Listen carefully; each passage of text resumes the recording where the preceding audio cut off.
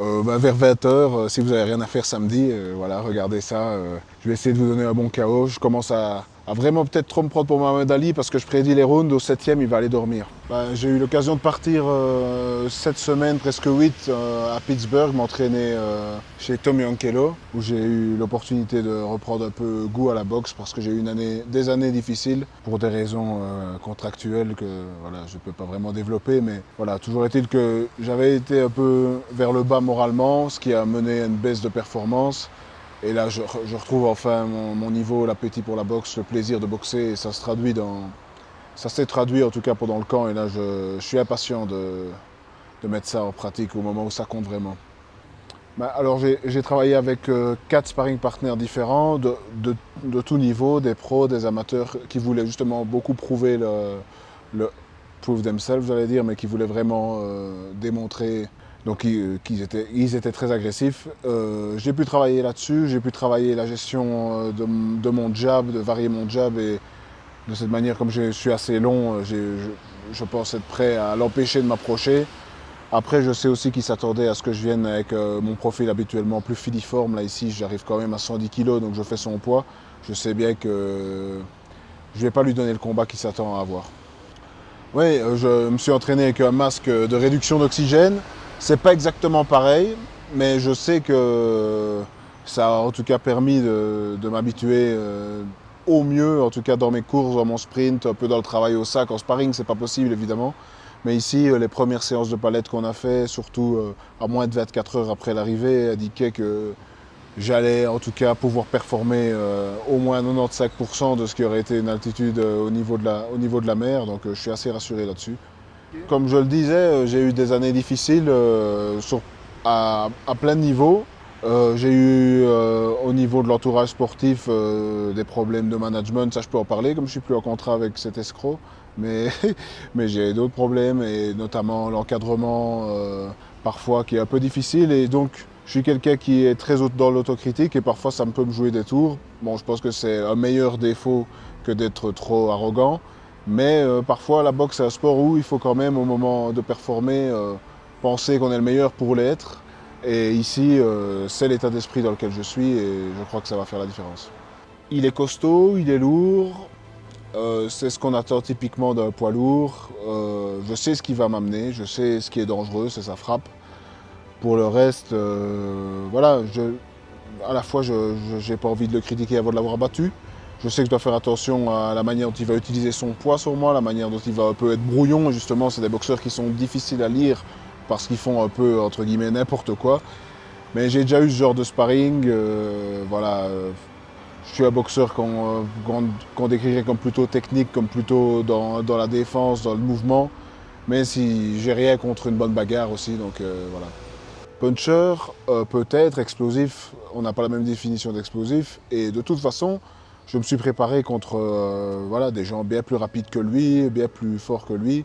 Le combat, c'est le combat. Mais toujours est-il qu'on voilà, on ne fait pas de la boxe pour gagner sur base des défauts de son adversaire, mais simplement pour le contrer et avoir une approche tactique. J'ai mon plan. Voilà, tout peut arriver en poids lourd. Si c'est coup passe, ça peut faire mal. Après, je suis béni d'une mâchoire correcte, on va dire.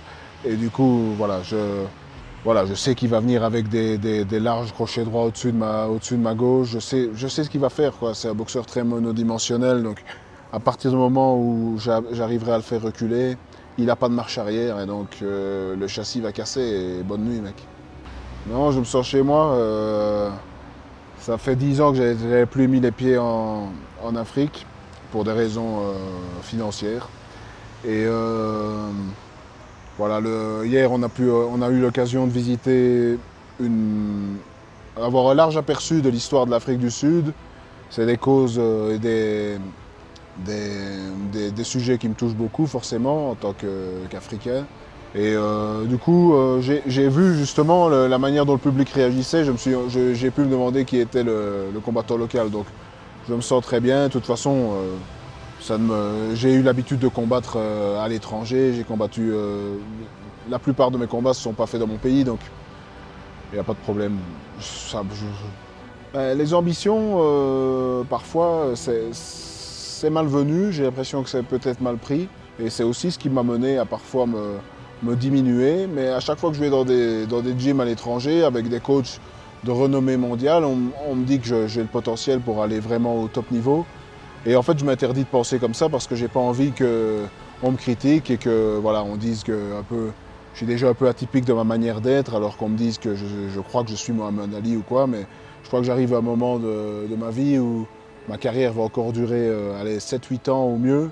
J'ai pas envie qu'à 45 ans, je me dise « Ah, j'ai pas osé ». Et quand je regarde les athlètes que j'admire, etc., que tout le monde admire, dans d'autres sports, Kobe Bryant, Mohamed Ali, etc., il y a toujours un moment dans leur carrière où on les a d'abord décrits comme des connards arrogants, avant qu'on les considère comme des champions. Donc c'est peut-être l'heure d'être connard arrogant. Et quand on me dit « Tu te prends pour Mohamed Ali », peut-être que c'est le moment de répondre « Ouais, enfoiré, je me prends pour Mohamed Ali ».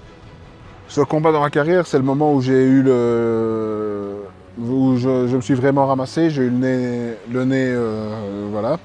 Et ça m'a donné l'opportunité à la fois de casser certains blocages. Ça m'a donné aussi l'opportunité de me dire qu'il y avait quelque chose que je ne faisais pas bien et qu'il fallait forcément changer des choses.